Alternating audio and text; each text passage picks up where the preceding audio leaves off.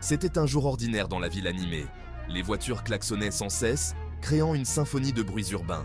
Les gens se dépêchaient, chacun absorbé dans ses propres pensées et préoccupations.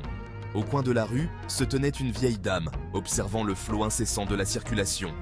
Elle voulait traverser, mais il y avait beaucoup de circulation.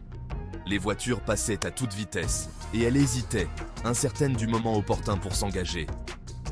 La vieille dame était fragile. Elle marchait lentement, chaque pas mesuré et prudent. Le bruit et la foule la rendaient nerveuse.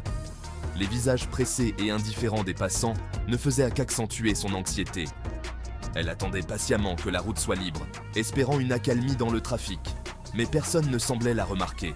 Les minutes passaient, et elle restait là, invisible aux yeux des autres. Le soleil commençait à taper fort, ses rayons brûlants rendant l'attente encore plus pénible. La vieille dame se sentait fatiguée. La chaleur et l'effort de rester debout l'épuisaient. Elle se demandait si elle pourrait traverser la rue. Chaque seconde d'hésitation semblait allonger son attente, et elle se demandait si quelqu'un viendrait l'aider. Soudain, un jeune garçon s'est approché d'elle. Il portait un cartable et avait un grand sourire. « Bonjour madame, dit-il. Vous voulez traverser ? Je peux vous aider. » La vieille dame a été touchée par sa gentillesse. « Oh, merci mon garçon, dit-elle. Ce serait très gentil de ta part. » Le garçon lui a tendu la main. La vieille dame s'est sentie rassurée. Elle a pris la main du garçon.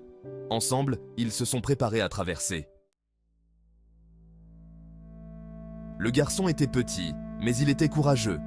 Il a regardé la circulation. Il a attendu le bon moment. « Attention, madame, dit-il. On y va !» Le garçon s'est engagé sur la chaussée. Il tenait fermement la main de la vieille dame.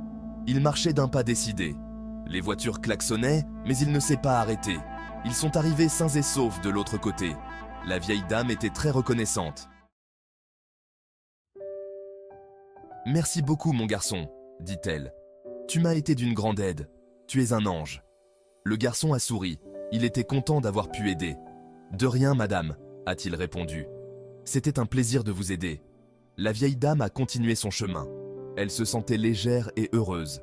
Le garçon a également continué son chemin. Il se sentait fier de lui. Il avait fait une bonne action.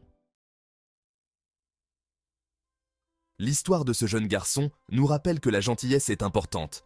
Ce n'est pas seulement une qualité, mais une force qui peut transformer des vies. Même un petit geste peut faire une grande différence.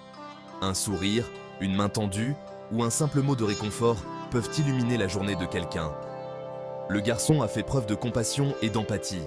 Il a su voir au-delà de ses propres besoins et a choisi de se concentrer sur ceux des autres. Il a vu que la vieille dame avait besoin d'aide et il n'a pas hésité à l'aider. Il a pris le temps de s'assurer qu'elle traversait la rue en toute sécurité. Il aurait pu facilement l'ignorer et continuer son chemin. Beaucoup d'entre nous auraient peut-être fait cela, pris par nos propres préoccupations. Mais il a choisi d'agir. Il a pris une décision consciente de faire une différence, même si cela ne lui apportait aucun bénéfice personnel immédiat. Le garçon est un exemple pour nous tous. Son acte de gentillesse nous montre que chacun de nous a le pouvoir de faire le bien autour de nous. Nous devrions tous essayer d'être comme lui. En cultivant la gentillesse et l'empathie, nous pouvons créer une communauté plus solidaire et bienveillante. Nous devrions être attentifs aux autres et être prêts à aider ceux qui en ont besoin. Ensemble, nous pouvons bâtir un monde où chacun se sent soutenu et valorisé.